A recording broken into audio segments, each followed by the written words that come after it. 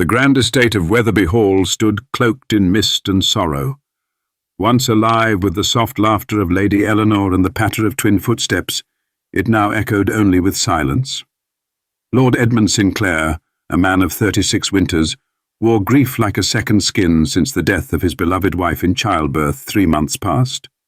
Left with twin boys, James and Julian, he had retreated behind a wall of formality and sternness, his once warm demeanour lost to the shadows of mourning. The children, barely 4, were left in the care of nursemaids, but none could reach their hearts. It was Mrs. Ashcroft, the housekeeper, who insisted the boys needed a governess, someone to tend to their minds and spirits both. And so, an advertisement was placed. Clara Winslow arrived with sunshine in her eyes and freckles on her nose.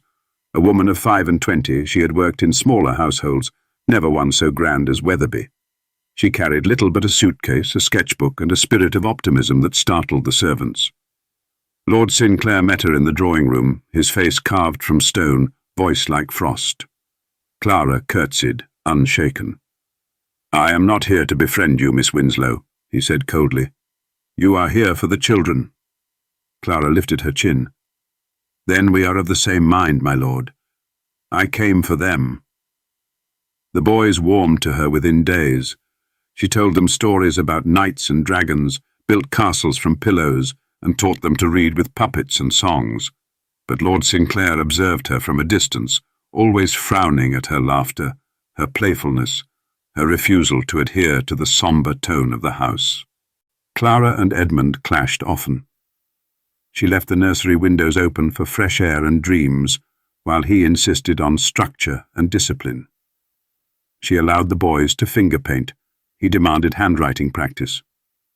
At dinner she once dared to correct Julian's table manners gently, and Edmund's glare could have frozen glass.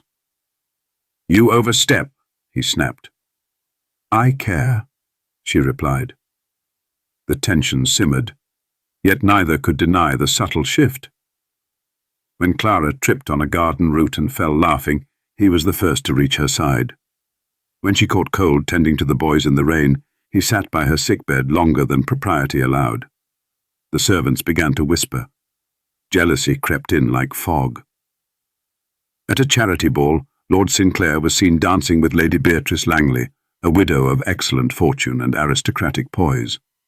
Clara, invited at the insistence of the children, watched from the shadows, her hands trembling on her fan.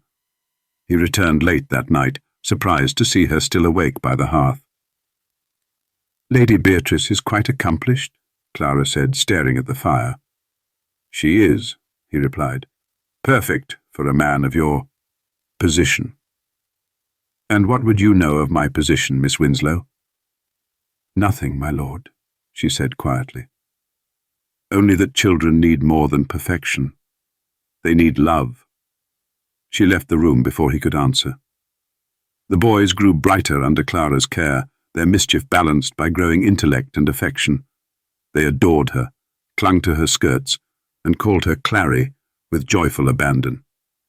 One evening James fell ill with a fever. Clara never left his side. When Edmund came to see him, he found Clara asleep in the chair, her hand curled protectively around the boys. Something shifted in him then, an ache deep and old.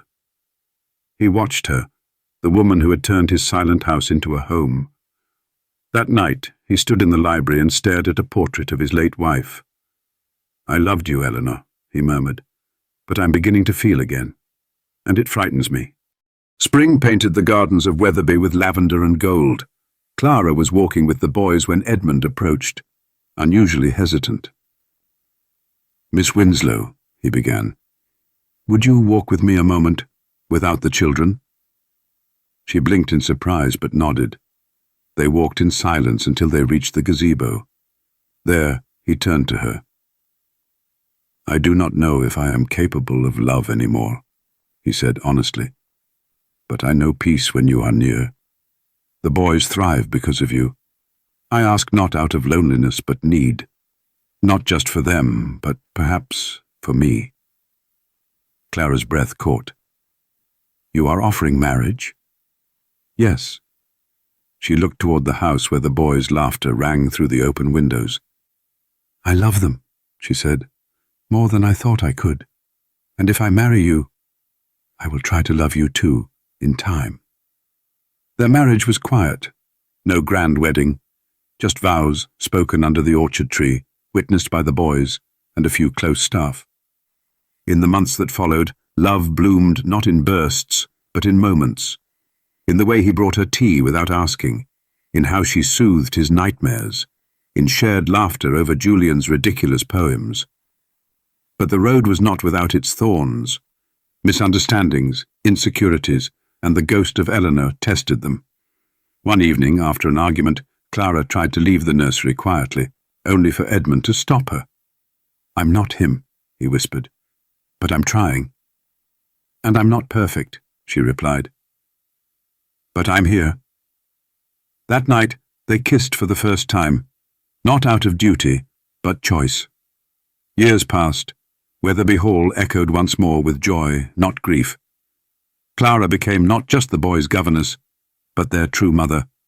And Edmund, once broken and silent, found his voice in the laughter that now filled their lives. On a warm summer morning, Julian ran into the garden holding a painting. "It's us!" he shouted. "Our family!"